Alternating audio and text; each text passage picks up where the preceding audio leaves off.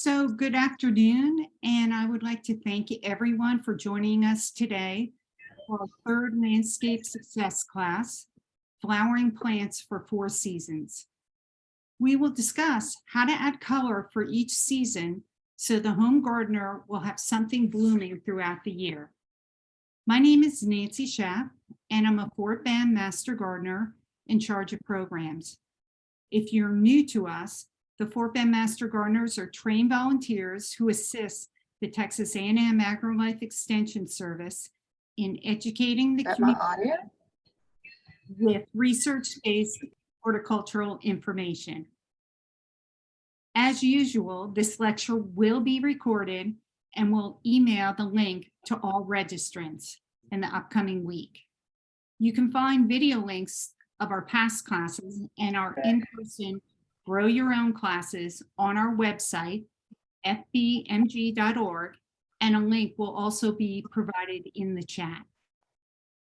We kindly ask that you mute yourself and turn off your video during the lecture. This will help us get a much better quality video. If you have any questions or comments, please put them in the chat, and we have many Master Gardeners who will help answer them. So today's speaker is Suma Mudan. She's a regular host on this program, and today she'll be giving the class. Suma moved from the East Coast and became a Master Gardener to learn more about Southern gardening. She earned her certification as a Fort Bend Master Gardener in 2014, and then she went on to earn her advanced trained certification in Texas Superstars.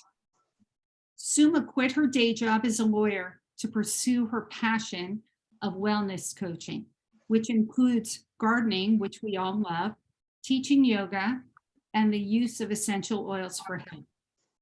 She also designs gardens where she uses unique and native plants for her clients. If anyone has had the privilege of visiting Suma's garden, it is an advertisement for today's lecture. And in fact, you'll see many pictures in this presentation of her garden. Without further ado, I would like to turn the class over to Suma. Thank you so much for your intro, Nancy. And how is my audio? Is that okay? Your audio is great. Okay, and thanks so much for coming, Boone Holiday. He's our agent for Texas A&M AgriLife Extension Counter in Fort Bend County. And we have the benefit of partaking his knowledge whenever we can. So today's topic is something that I love, and a lot of people also find it very useful, because all said and done, when we say the word garden, the first thing that comes to our mind is colorful flowers. Of course, then there are other elements like edibles, fruits, vegetables, and things like that. But the first thing is flowers. So today, let's learn how we can make our garden colorful throughout the 4 seasons. Like Nancy mentioned, I moved from East Coast and I had to relearn some of my gardening basics. One of the reasons, among many, one of the reasons I moved is so that I can garden 12 months. And that has happened. So that I'm very happy that I'm able to do that all 12 months here. And that's what we will learn, how to do that with flowers. So we have 2 programs, Texas A&M. One is called the Earthkind Landscaping, which actually the first class in this series was about Earthkind Landscaping. It will go over the basics of landscaping. What are the fundamental principles which cover the soil, water, light, and all those things. And the second one is the Texas Superstars. So once you have the basics in place with Earthkind Landscaping, then you will come to Texas Superstars to see what are the right plants, what is the right like location for the plants, and which plants do well here. What are the plants that actually perform like superstars in our gardens. So this, even they say Texas Superstars, Texas is a huge state. I was about to say country.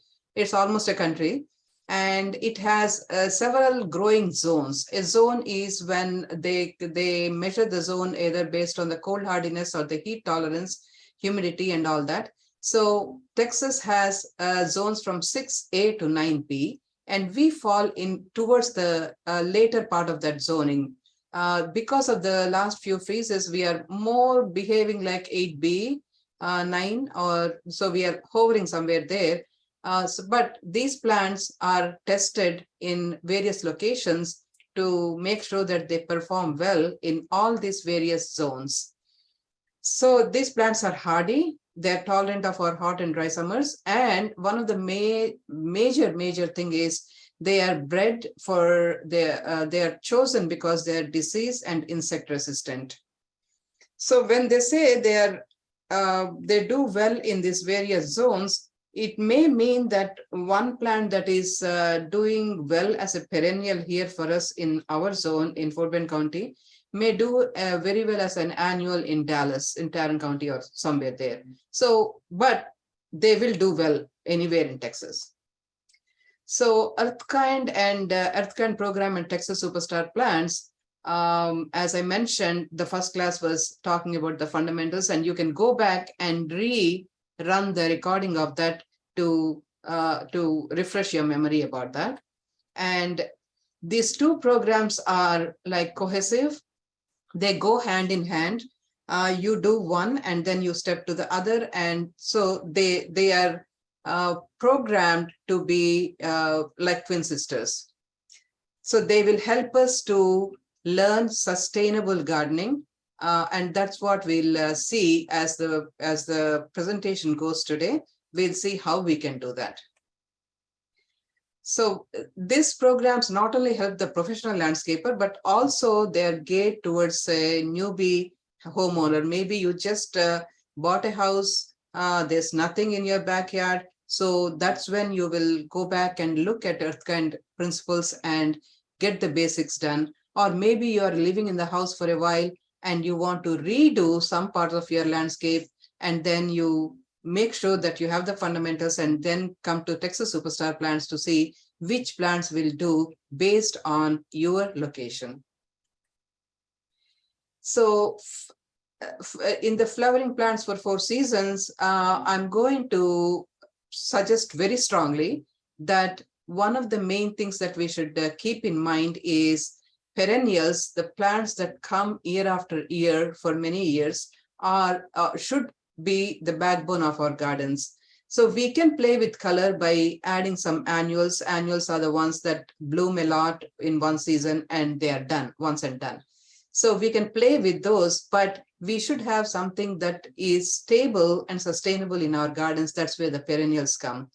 And I know it's always a challenge to have something colorful all the year, and we will specifically talk about winter, but it is doable.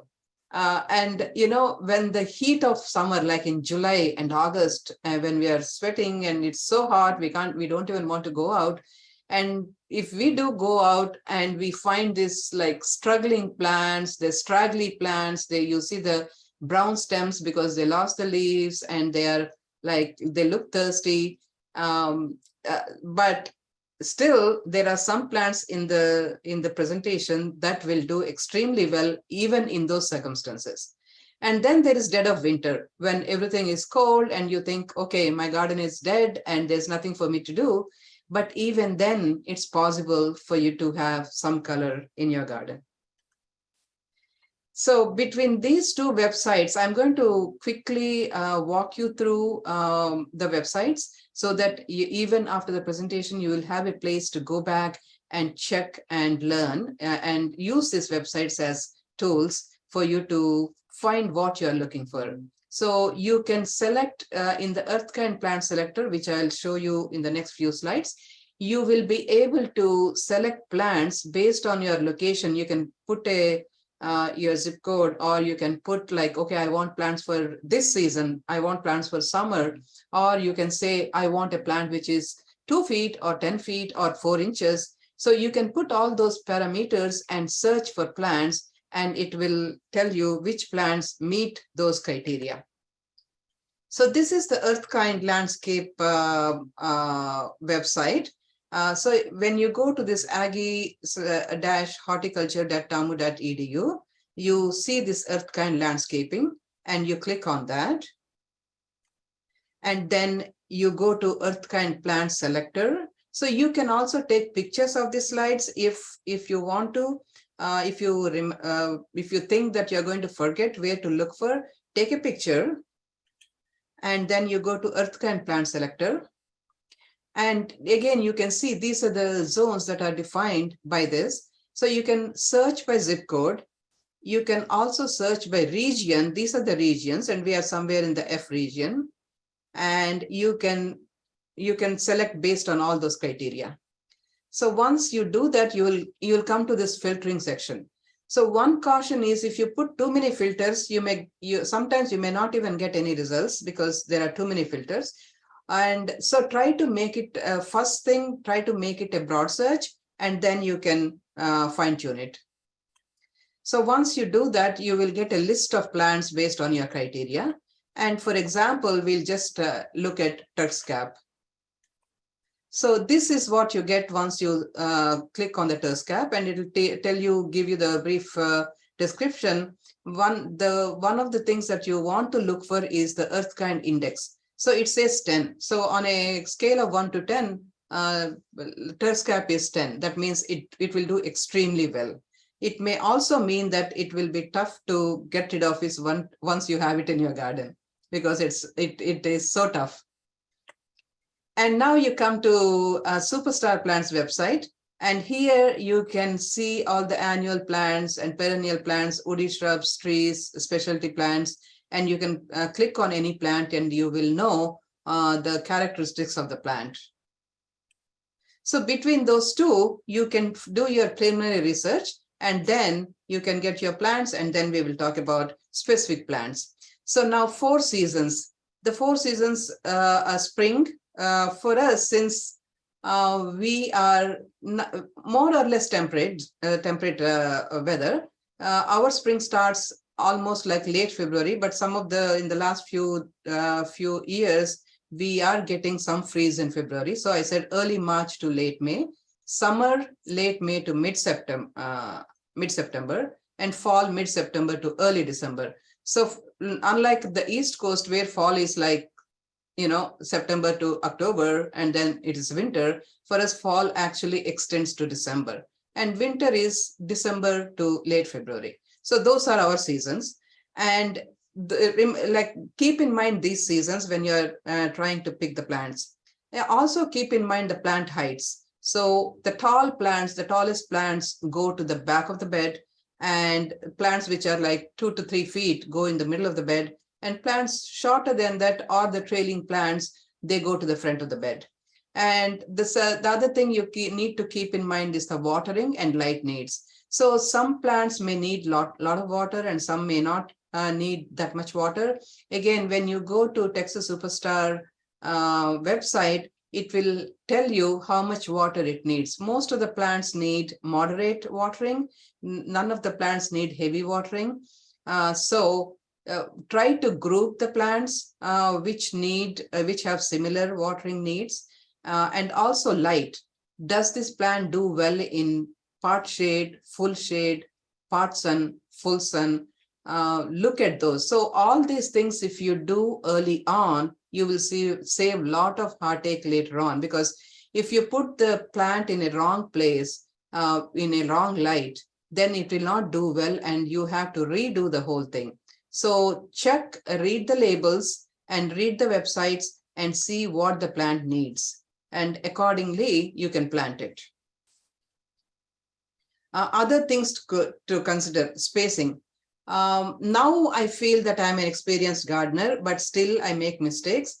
And one of the major mistakes I made early on, and I see this mistake with my clients very often, because when we plant plants, the first time when we plant plants, you feel that there is too much gap between the plants. It feels very sparse, and it feels like you will be so tempted to put more plants closer together so that you will get that fullness, bushiness. But guess what happens?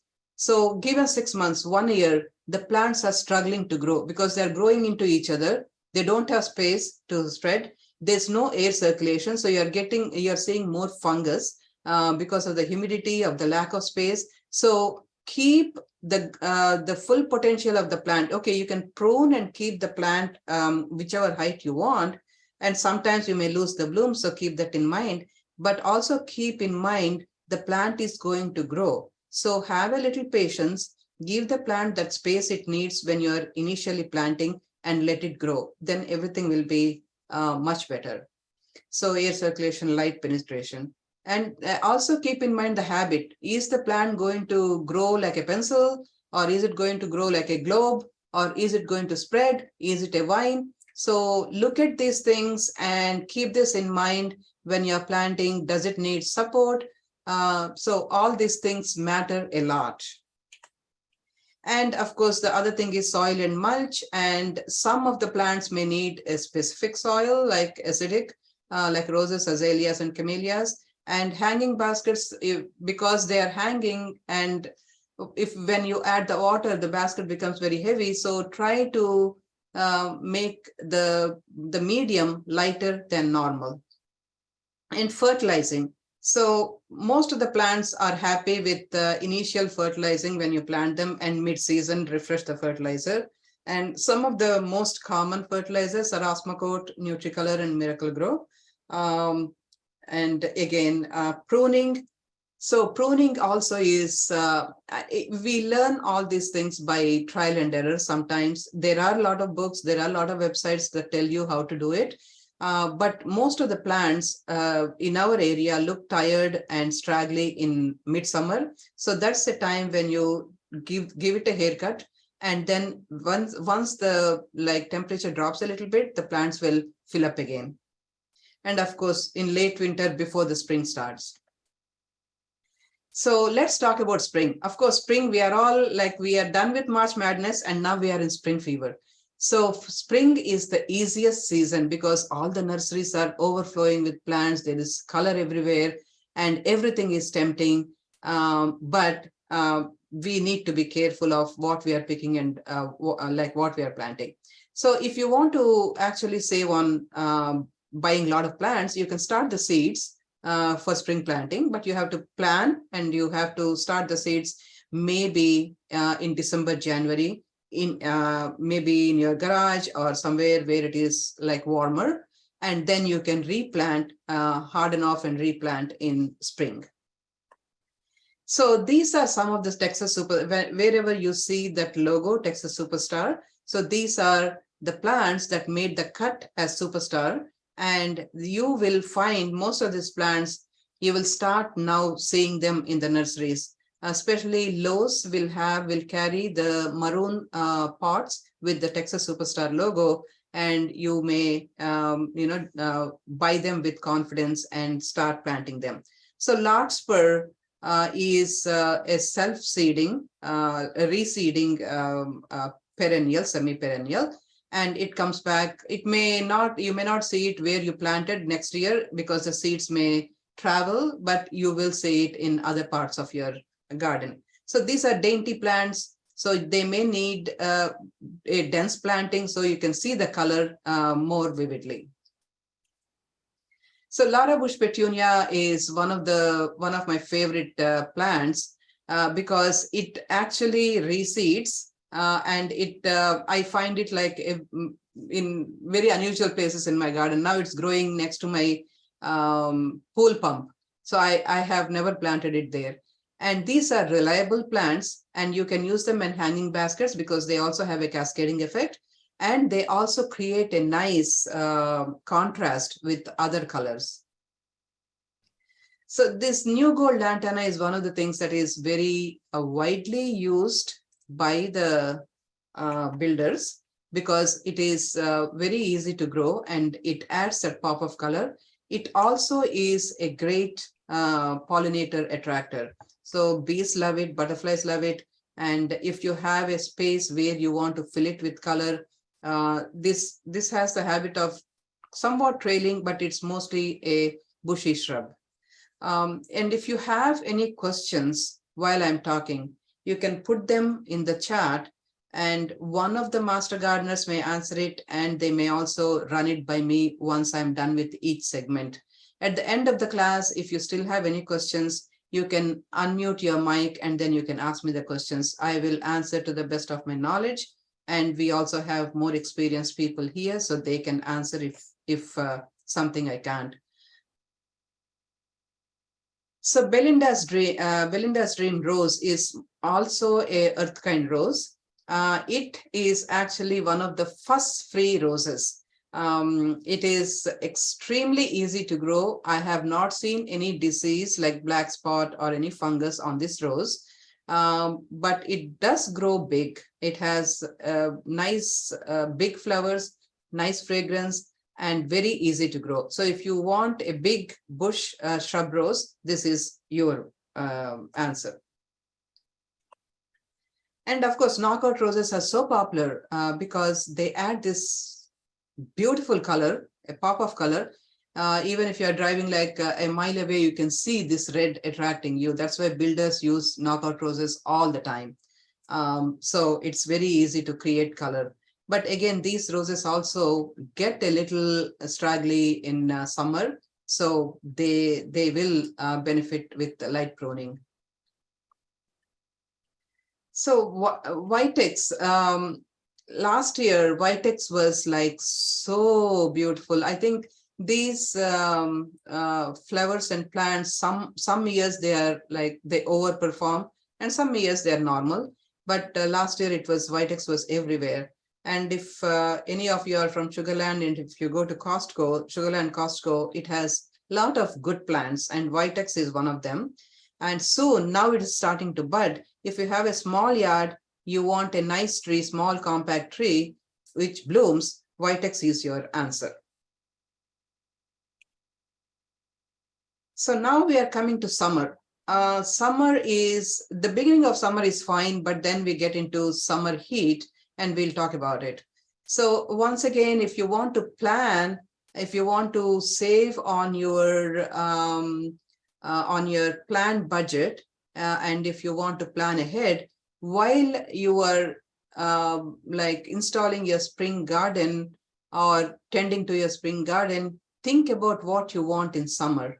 And you can start the seeds maybe in February, March, and they will be ready by June, and you can start planting them outside. So, and the other thing is this idea. So we have a lot of bulbs that do extremely well in the southern gardens. One of them is, of course, daffodils. But what happens is all these bulbs, they bloom very nicely in spring, and then the leaves start, they keep growing because the bulb needs the food to grow, but the leaves start getting yellow. And then what do you do? Because the rest of the year, these plants are not doing anything. So one idea is to plant the summer plants around those bulbs, spring bulbs. So the bulbs still grow because the foliage, we don't have to cut the foliage because these plants are kind of camouflaging those foliage, and you will have your summer plants ready to take over that spot. Any questions so far on spring, Nancy or anybody? Suma, it's not particularly to spring. Someone was asking Texas superstars. Is there a list of Texas superstars that are native plants? I don't think there is a direct list that compares them and says both. This plant is both this Texas superstar and native plant. As far as I know, I don't think there is a list like that. But some of the Texas superstars are native plants. Yeah, Turk's Cap. Vitex. Yeah. So they would just have to go through the list and then pick out, probably go on Texas native website, and they could find out. Yeah, and also the superstar website may say whether it is a Texas native or not. Okay. Are there any roses that are native? That are? Native. Native. Boone, do you know that question? I believe the genetics within the roses, particularly even the earth kind roses, are not native roses to Texas. But a rock rose that isn't a real rose is native, correct? It might be Yep. your closest thing. Well, yeah, and that's a whole nother narrative. It's common name. Yeah. Okay, so one of the other questions, and it's very specific. I have a circular driveway facing west, full sun, and a circular bed between the driveway and the street. There is a tall sago palm in the center, and I have planted blue and white agapanthus in the bed. Would like to fill in the bed with other plants that will grow 1 to 2 feet tall. What do you suggest? We are going to look at some of the plants. I think probably a trailing purple lantana will be nice. There are many plants. Yeah, there are many plants. And But- I think a lot of those plants, some of them will be highlighted in this talk. Yeah. We are going to look at a lot of plants. Okay, so why don't we just skip that one? When you plant tulips, do you have to take them out after foliage die, or can you leave it there for the next year? So tulips are very tricky to grow here because we do not have enough chill hours. So if you really want to grow tulips, you have to dig them up and keep them refrigerated until the next season. But Boone is the bulb guy. He knows a lot about bulbs. I think if I'm wrong, please correct me, Boone.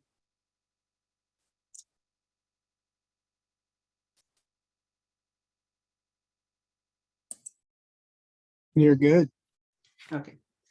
So next one, Nancy. When spacing, where do you measure? Middle to middle a plant or tip to tip? So when spacing, look at the label will tell you the plant is, the width is like 3 feet and the height is 3 feet. So it's a 3 by 3 plant. So keep that in mind. Okay, so I think she was saying, do you measure from the middle to middle of the plant or the tip to the tip? I mean, middle to tip, I'm not quite sure what No, she, tip, I don't think so. I think it's so. The most thing that makes sense is middle to middle. yes, I agree. Okay, I think that's one other question that Boone highlighted, the description with the Texas Superstar Plant Guide notes if they are Texas natives. Okay, Okay, that's all the questions for now. okay, thank you.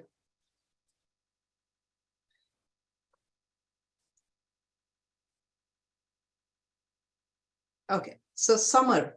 These are the plants that do very well in summer. Butterfly deep pink pentas.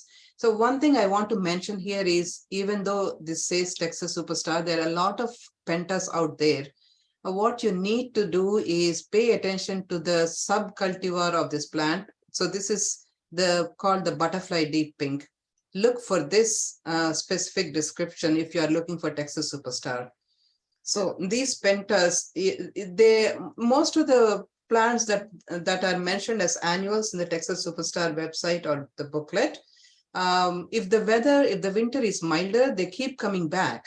And sometimes, like if you just cut them down, they regrow as long as it's not really freezing.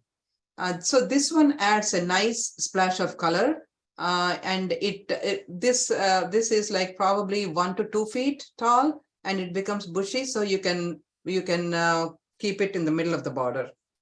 So again, like most of the summer plants, at the end of the summer, prune them, give them a haircut, and in the fall they will fill back. So Vincas periwinkle is very, very popular once again, and they are already full in the nurseries. These are very useful as edging plants at the edge of your bed. They will again fill with color. You can also use them as mixed borders or in the containers. So these come, the Vinca Cora is the one, and this is widely available in nurseries. So this is the one which is disease resistant. So you will be very happy. And I have seen Vincas reseeding themselves in most of the places. So you keep seeing them year after year somewhere in your garden. So this is the purple lantana I mentioned before. This is excellent for borders. And one of the things that is very interesting about it is right now the leaves are bright green and the flowers are purple, but in winter, look at this color. The leaves turn into bronze color. So that adds a lot of interest in the garden. So Mystic Spires blue salvia. Salvias, you can never go wrong with salvia, especially if you have an edible garden.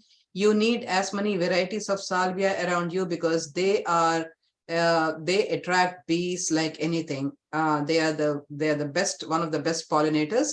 And I will talk about it later. They are very freeze resistant. They will come back reliably year after year. So the Gomphrena globe amaranth is an excellent plant for summer because it's very drought and heat tolerant. And it comes in 3 colors, purple, white, and pink. And you can plant little taller plants in between this amaranth, and that will create a very interesting effect in the garden. So now we are moving on to fall. Fall is, for us, fall is almost feels like summer because it's still kind of humid and hot. And several times, we actually don't need to plant more things in fall, because the summer plants, which if you have pruned at the end of the summer, like in August, and given them some food, they will start to revive and revitalize.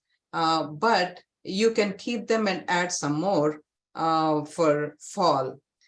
So the other idea is you can also start propagating more plants by rooting summer plants cuttings. Like it's very easy to root lantanas, angelonias, vincas, and pansies. So you can start doing those. That way you will have more. And we have a lot of places where we need to fill color, and we can multiply the plants that we already have by rooting the cuttings of the plants. So that's one idea. The plumbago, the Cape plumbago, is a very unusual plant. It's blooming now, but it will also bloom profusely in fall. The color is so light and it's so dainty, so delicate. You can create that nice, night garden, like twilight garden, with these bright colors, the whites. And if you want that evening garden where the colors are brighter, so this is one of those, because it has that silvery sheen to it. You can do this plumbago. And what I discovered or noticed is that it will do much better with a little bit of shade in the afternoon. So you can, it may get straggly, it may get leggy. So try to, once it is done with one blush of blooming, try to prune it back, and then it will fill itself up again. So this is a very nice plant to create a dramatic effect in your garden. Like I mentioned, you can pair it with red salvias or something taller in the back. So it looks very, very stunning. And how do we create more color in fall? It doesn't have to be always with flowers. So this Duranta it's also called Brazilian sky flower. It is just now coming up from the freeze, and soon in summer it will have these long panicles of purple. and they are very beautiful, very dainty, small flowers. But since there are so many flowers, it creates that interest with color. But what happens in fall, all these flowers become this yellow berries, and these look like golden dewdrops from far. You can use them if you're a floral designer, or if you're just passionate about, having floral arrangements in your house. You can use these berries in your floral arrangements, but birds also love the berries. So one of the things that make us happy and content and excited in our gardens is to see various kinds of birds. So yeah, we set up the bird feeders, but we can also create an environment for the birds, for them to naturally feel attracted to our gardens. So last year I made an experiment of not setting out the nectar for hummingbirds to see if I'll see any hummingbirds in my garden.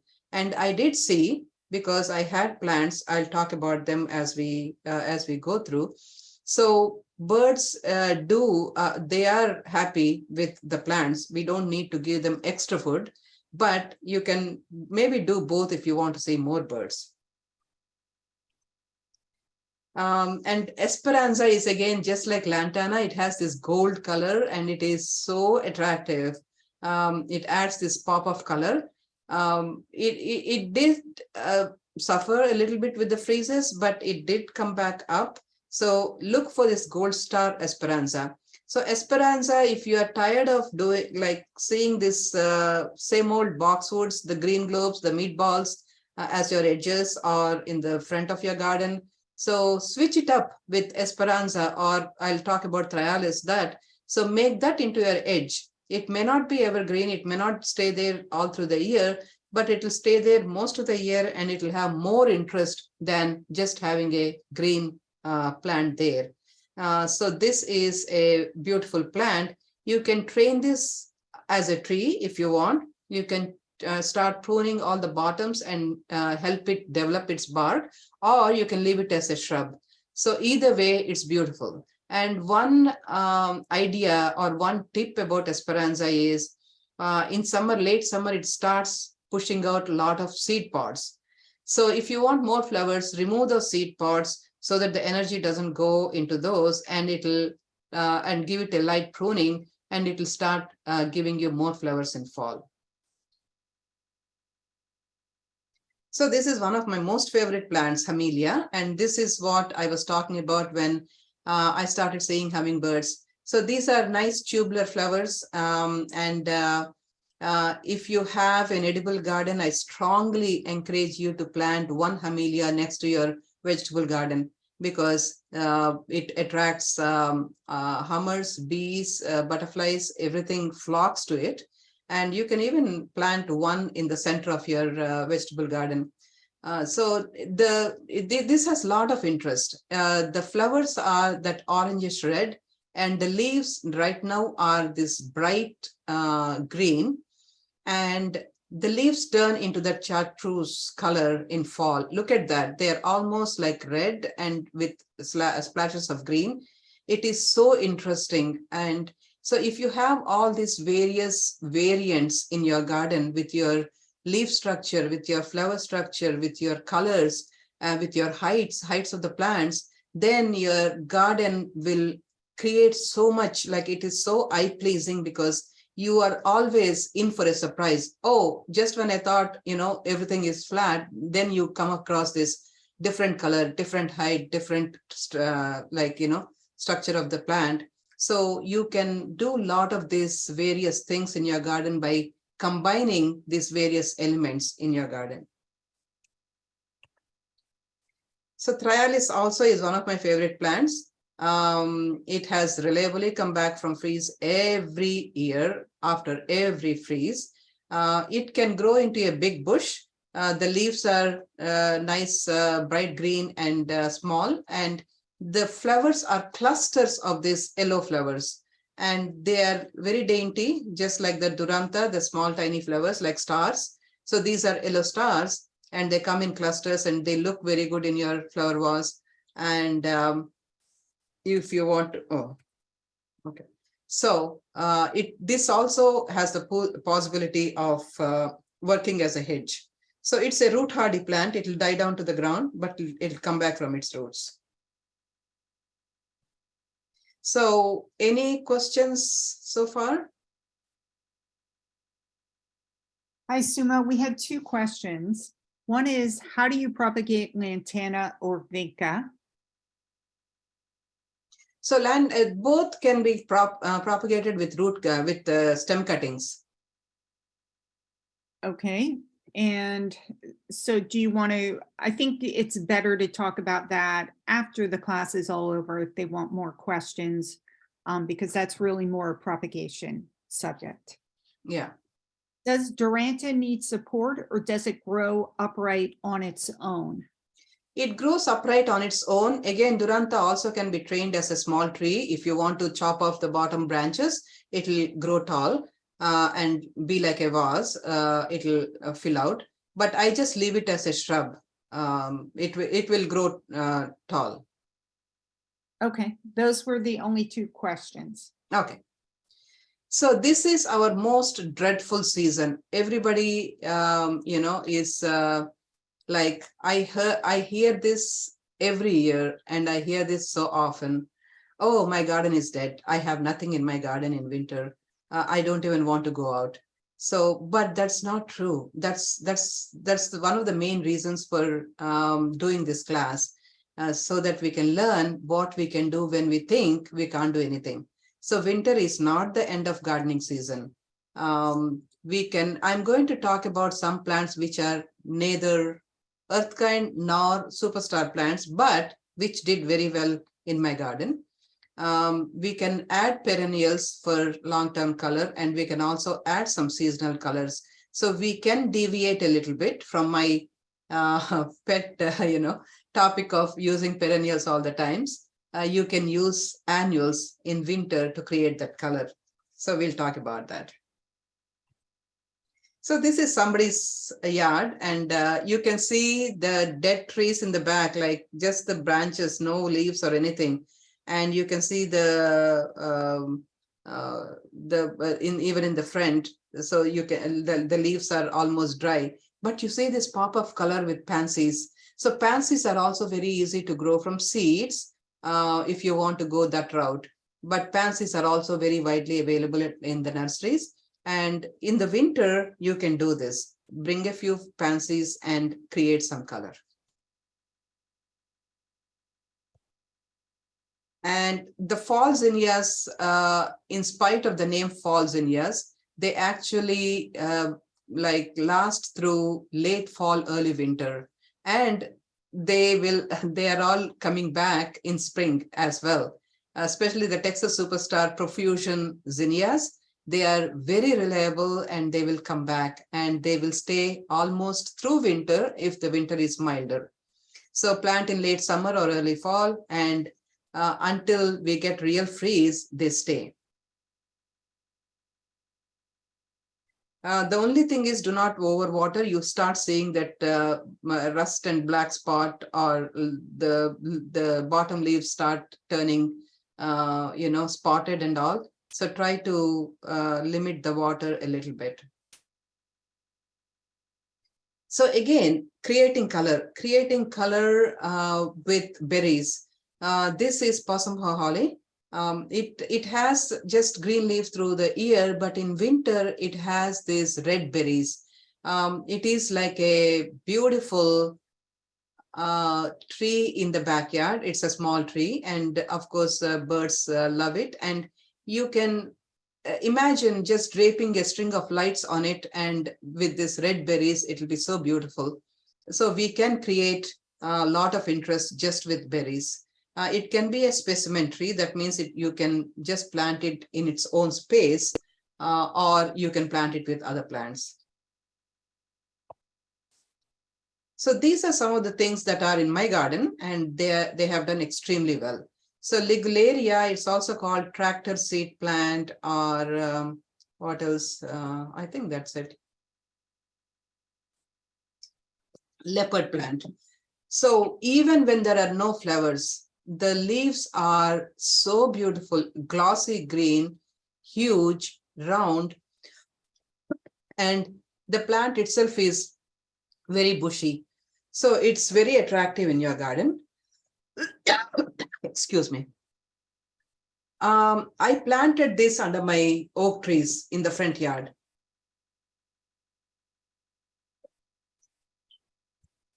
That's another problem area for a lot of people.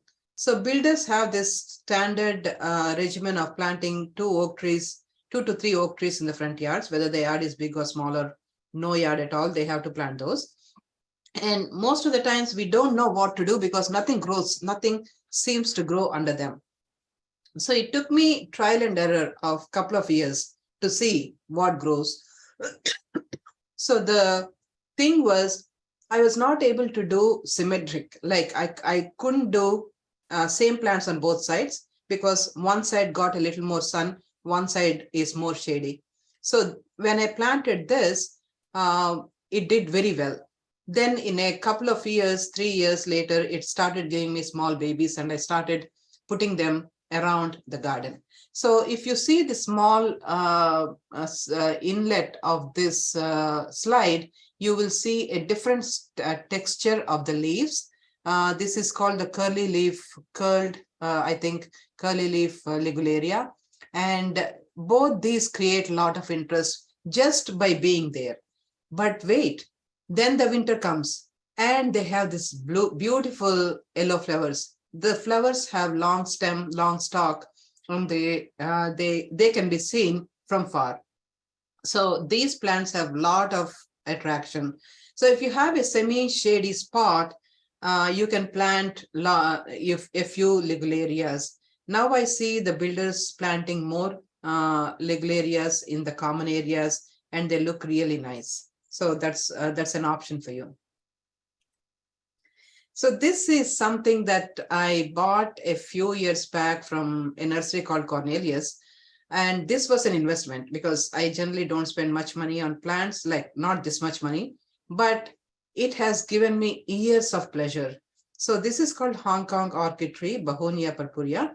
And it is like it grows so fast. In 1 year, 1 season, it grows 20 feet. It has died down to ground every freeze, and it has come back from every freeze.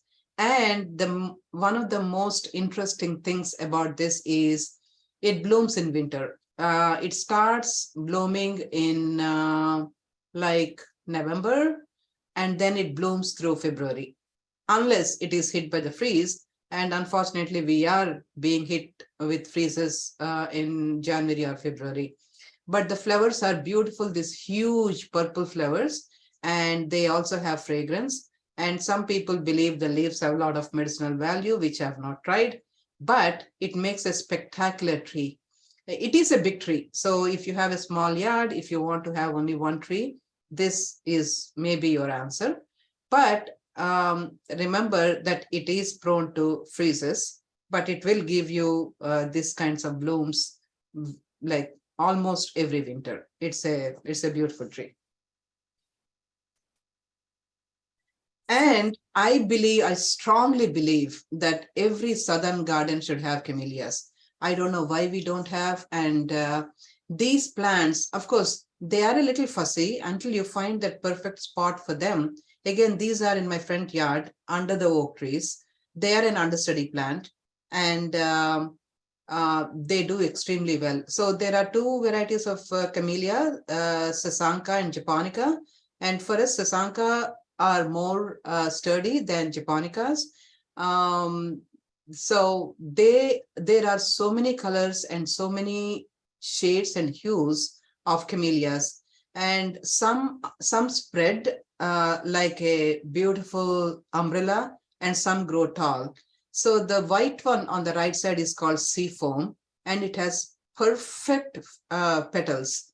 And then there are so many. This is called the, I think, bicolor or peppermint, and I don't know what the pink one is called. But I have had these camellias for about 9 years now, and they are all in the ground in the front yard, and they all reliably bloom every winter. So they start blooming in December, Some bloom, the pink ones bloom early on, and then the peppermint starts, and then the sea foam starts. So they bloom till about March. And the leaves are, it is an evergreen. The leaves are green all the time, even when there are no flowers. So we all need to plant more camellias, and these are our answer to the northern peonies. Of course, they don't have fragrance, but they look as beautiful. Since we cannot grow peonies here, let's all grow camellias. So what are the plants that survived the freeze? So all these are Texas superstar plants that are in my garden. These are all freeze survivors. And remember, I mentioned Laura Bush petunia that grew near my pool pump. So this one, I pulled it out and kept it in a pot now, but it's happy anywhere it grows. And it self-seeded. I didn't even plant it. So this is a reliable freeze survivor. And the trailing purple lantana. So that was full last year, and now it is coming back. Look at those nice bright green leaves. So these are some things that you want to keep in mind, because right now everybody is asking, what can I grow that does well in the heat and that doesn't die in the freeze? So I tell them there are like very few plants that don't die, but there are a lot of plants that will come back from freeze. So I have a long list now coming up. This is one of them. Of course, Belinda's dream. It is now in full bloom in my yard on the right side. On the left side, it was last year. So every year it is glorious. And this is Henry and Augusta Duelberg Salvia. And last night, I taught a class of Texas superstars, and I was telling them the story of how they found these plants when they did the superstar trials. So these plants were growing in a cemetery at the tombstones of two people called Henry Duelberg and Augusta Duelberg. And they brought these plants to introduce as part of the trials because they were doing so well with no supervision, no pampering, no fussing. And they do as well in my garden. So Augusta is white and Henry is purple, and I planted them together. And they have the salvias are the first ones, or one of the first ones to come out of the freeze and start blooming right away. So this is again one of my very, very favorite plant. This is called the butterfly vine, and it when I planted it for 2 years, it did not do anything, and then it started like taking off. It is a vine, and I have created a pergola for it. You can see on the right side. Right side is the one, the vine is like that right now in my house. And this was last year. So the butterfly vine is evergreen. It's a Texas superstar. It's one of the recent Texas superstar plants. And it has this nice, beautiful yellow flowers. But one of the most interesting characteristics of this plant is once the flowers are done, it puts out the seed pods. I didn't put that picture here, but the seed pods look like butterfly, like this with 2 wings. They are green when they start, and then they dry into brown butterflies. So these are beautiful, and they are so attractive to show to young kids, and they are very excited and thrilled to see these butterflies. And this is a vine. If you want an evergreen vine that blooms, this is your answer. And this is Amelia. It was last year on the left side, and this year it is coming back nice and healthy. And crossvine, Tangerine Beauty crossvine is one of the things that I would highly, highly recommend. It's already in bloom, so I didn't put last year's picture because it's already like this. And it is a very easy to grow vine if you want to cover something quickly. This is your vine. And the flowers are beautiful. They bloom for about a few weeks, starting now. And it's a beautiful vine. Althea. Althea is also a recently nominated Texas Superstar plant. And this is now. Althea, it retained its height even though it lost its leaves in the freeze, in the December freeze. But since it was already tall, it put on leaves right away and it's already in full bloom. So this is one of the things, hardy hibiscus, if you want, it's called rose mallow, rose of Sharon. And you can create that tropical look without the fear of, okay, this is going to die, or, I can't grow hibiscus, things like that. And now, any more questions? Sumo, do you plant the Hong Kong orchid in sun or shade? Full sun. Okay, full sun. And I know your Hong Kong orchid has died to the ground a few times, but come back, correct? Yes. Okay. Will a clematis work as a climbing vine for flowers? Yes, I did not put clematis here. I have like 7 or 8 clematis. Some of them, 3 of them are in the pots, rest of them are in the ground. And clematis, again, I grew because I couldn't give up from coming from East Coast. There, clematis and rose, that's a classic combination there, and they grow very well. So the clematis grows very well here. There are a few things that you need to do. The usual thing they say about clematis is roots in shade and head in sun.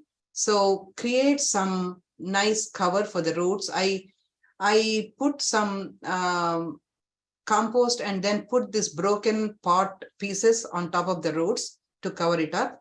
And so it retains the moisture and it is somewhat shaded. But the rest of the vine is in full sun. And my backyard is all open, sunny. There's not much shade. And they do very well. One thing to remember about clematis is a lot of clematis bloom from the old wood, from the wood that is there already. So no pruning. Pruning is very, very, it's a very tricky thing with clematis. So I don't prune it because the old brown stems put out new leaves. So every stem puts out new leaves, and you start seeing the buds. So they do very well here. You can try your hand at clematis. Okay, next question is, do camellias need full sun? Camellias will need, they are understory plants and they need some shade.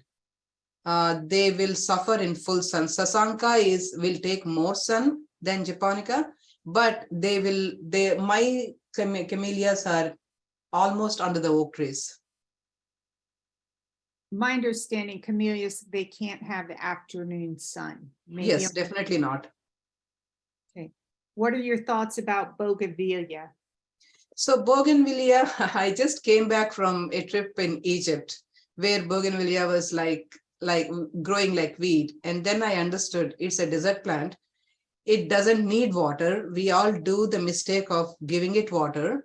I think it does very well with stress. So the bougainvillea, I have 2 in ground, and they have died down to the roots in every freeze. They're coming back. The problem with some of the plants is the amount of time they take to come back after the freeze, they may not have enough time to put on the show. So I would advise, try to find a spot for bougainvillea. If you are putting it in the ground, put it in part shade. Let it get some morning sun, but afternoon shade, but also don't give it much water. So I think that will work very well for bougainvillea. Or put it in pot and bring it inside. Suma, I'll disagree with you. Bougainvillea like full sun. I lived in the Middle East for 30 years. These plants grow in full sun, sand, no fertilizer, lots of water. They can't take cold temperatures. So I saw bougainvilleas that did extremely well both in California and in Egypt with no water, absolutely no water, and there was no leaf, only flowers. Okay, will these plant options survive deer? Who? What? So she's asking, are any of these plants are deer going to eat the plants? Do you know- Okay, so that's a good question because there is an answer for that. If you go to Texas Superstar's website, it will clearly tell you whether it is deer resistant or not. Okay. How should you prune the Rose of Sharon? I generally don't prune it unless it is too tall and too straggly. But if you do prune it in fall and use the stems to propagate more plants. When should you buy and plant Ligularia or leopard plants under my oak tree? You can do it right now. Can you please share a few more options to plant under oak trees? So things in the shade. Yeah, sure. So you can plant crinum lilies. They will also multiply, but they have beautiful flowers. You can also do hydrangeas if you want to try your hand with hydrangeas. They also did well. And you can also do some begonias. And I'm going to talk about one more plant called, okay, I'll tell you when I come to that slide. You can do that. And you can also do, I said begonias, right? Waterfall begonias and ferns. So there are some ferns which don't go crazily everywhere. There are some ferns which are compact, so you can grow those. So what else can you grow under the? I think those are some of the things. So Suma, one of the questions, are hydrangeas good to plant in zone 9? If so, what kind of hydrangeas? So hydrangeas again is a hit or miss. It has to find that perfect spot. Try to grow them under a tree in shade, because we do get bright light, even though even if we say shade, there is bright light all the time here because of the sun. I think most of the normal hydrangeas grow unless you go for fancy things. I do not know. Like limelight will grow, the mophead will grow, oak leaf hydrangea will grow, but it needs to find that spot. So you may have to test it out. And of course, hydrangeas need acidic soil. Hydrangeas, camellias, azaleas, they all need either you need to acidify by adding acidic fertilizer or add some acidic soil. Okay, that's it for questions. Okay. So these are the blooms in my garden by month. And they are some of them are blooming already. I will point out which are blooming already, and some of them will bloom, but these are from last year. So actually some of them are from here. So January, camellias. So you have the peppermint camellia and the sea foam. And February, this is the one that was very surprising for me, that it will grow in ground, Gerbera daisy. It will grow very well under oak trees. It likes that shade, and it will also, I think, multiply. So this is very nice. And this one in March, the daffodils. So this is called early cheer daffodil. It is beautiful. It has very nice fragrance. And this is another daffodil. So these daffodils, as I mentioned before, once they are done blooming, you need to wait until the leaves turn yellow, so the bulb stores the energy. So this is when you plant something around it to cover those bare leaves.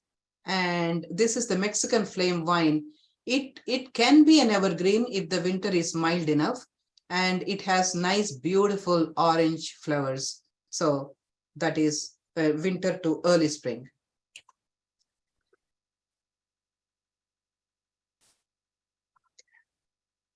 So in April, we have the roses, Belinda's Dream. I have the Laura Bush Petunia and Andy Duelberg Salvia. So all these three are blooming right now in April. And Julia Child rose is blooming. It's a earth kind rose and it's blooming. And John Fanick phlox just started blooming in my garden. So this one, the why am I not able to see the screen? So this is Moy Grand hibiscus, which unfortunately is not available in the nurseries. But this is a huge hibiscus and it's very hardy. It's coming back from the roots and it will bloom in June. So July Blue Days Evolvus. This is also a Texas superstar. Butterfly vine, we talked about it.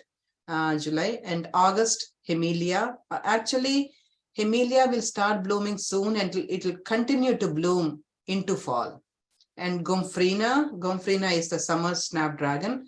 We all know some of the plants in fall when nurseries are full of pansies and petunias and snapdragons. So in this, the Gomphrena acts like a summer snapdragon. And then we have the purple trailing lantana in September. And this Mexican petunia, which is also a Texas superstar, it can be a love-hate relationship because it is very easy to grow. It has both purple and pink and white flowers, and it will show up everywhere in your garden. It is very difficult to control, but it is very pretty. So we need to make peace with it or you have to pull it out. So October, Duranta, the one we talked about, and zinnias. And November, fall mums. Since our fall is a little later than normal fall, these mums, they multiply, they spread like a ground cover, and they're full of flowers. It's beautiful. And plumbago, we talked about plumbago. And in December, Hong Kong orchid. And the Phalaenopsis also is very surprisingly is the Texas superstar, because even for people who think that they cannot grow orchids, this orchid is pretty easy to grow. I think that is it. And where can we find these plants? Texas superstars, mostly you can find in Lowe's, and you can find in Enchanted Gardens, Cornelius, Caldwell, Buchanan's, Joshua's. Somebody talked about natives. So Buchanan's and Joshua's are known for native plants. So you can find these plants, most of the plants there. And before I end the talk, please scan this code and please fill the survey. So the survey will help us to design more classes based on what you're actually looking for, what you like. And so that way it will help us to cater to your wishes. So please scan and fill the survey. Thank you so much. And if you have any questions, you can unmute yourself and ask. Suma, one question. One person put, I seem to be overwatering in general, depending on the plants. How often should I water? 1 time per week in the spring, 2 to 3 times in the summer, and then back to 1 time in the fall? So it is tough to answer this question because all the plants don't have the same watering needs, but in general, as the weather warms up, you need to increase the watering. And right now, because of the rains, I think my best answer would be turn off your sprinkler system and water as you see the need. If you see the soil getting very dry, you can turn it on and do it manually. But if you are traveling and if you want to keep it on, you can, depending on how hot it is. In summer, sometimes we may have to water twice if it is 100 degrees, depending on the plants. So sorry, I'm not able to give you a direct answer. Okay, another question. What is the best food to use to promote blooms? So there are various fertilizers which I mentioned. I normally use Osmocote. And in general, I also use Miracle Grow. But for something like roses and clematis and some of the flowering plants, I use a mix of seaweed, fish fertilizer, and Epsom salt. Even for hibiscus, Epsom salt, jasmines, Epsom salt seems to work very well. Okay, that's the last question. Oh, wait, I got another one. My crinum lilies are huge and have taken over the bed. What can I plant with them that won't be overwhelmed by the crinums? So crinums do multiply. So you can either pull them out and share with friends, or pull them out and put them in other beds. And I have planted some big, like waterfall begonias, and I also planted some other like ligularias and alls with my crinums. So, but they do get very, very like crowded. So you have to divide them, you have to pull them out. That was the next question. How do I control them? Yeah, that's the only way. I You need to thin them out. dig out the bulbs and separate Yeah, yeah, and give the bulbs away to friends. yes. Have a garden party. So My friends don't want them anymore. someone It's is been asking if you can put the QR code back on to scan about the survey for the class. Okay, And I would just like to emphasize to please fill out the survey. We really do look at these surveys and they help us set our next year's curriculum. And also they help us improve our classes. So we are always asking if everyone can can you participate. guys see the code? Yes. Okay.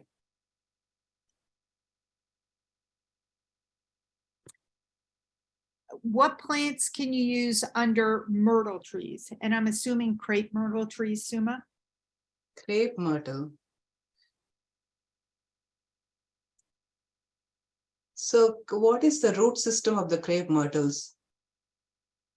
I think you can plant near them. I don't think crepe myrtles are a problem. You'd probably set your plants back a few feet from the root ball. Yeah. I think you can do lantanas.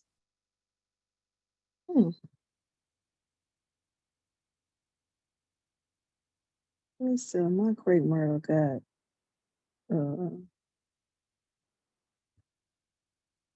So the thing about crepe myrtle is they're gonna produce a lot of shade also once they get big. So you, depending on how you prune them also, you might want something that doesn't need as much sun. Suma, hey, this is Boone. I've had really good success with the summer phlox, like the John Fanick phlox, underneath crepe myrtles. Oh, They nice. appreciate because, you know, the crepe myrtle is deciduous, so the winter foliage of the phlox will get plenty of photosynthesis just on the foliage. And then in the summertime, I think it appreciates a little bit of that partial shade that it gets from Yeah. the canopy while it's blooming. Just Yeah, that's a great idea. I think in that way, maybe plumbago also will work. perfect. Yes. Yeah, and probably any bulb, you know, that is gonna develop during the winter and fall. Very good. Okay, my crepe myrtle developed black fungus. How do I keep it at bay? Boone, do you want to answer that?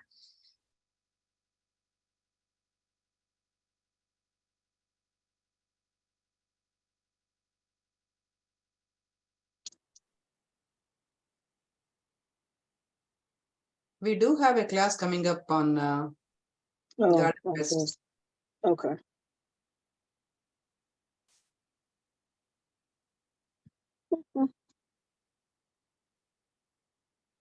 Okay, could you, and someone's asking for the link to the Texas Superstar plant list. We can send that out when we send out the video. I'll put a link up for Texas Superstars. Suma, tips for planting in clay soil. there is clay everywhere. So the best tip is to build up raised beds. And most of these plants will do well in clay because the Texas Superstar plants are, that's the whole point of the trials, that they can grow with little or no amendments. But if you think that it is too compacted, try to do the raised beds.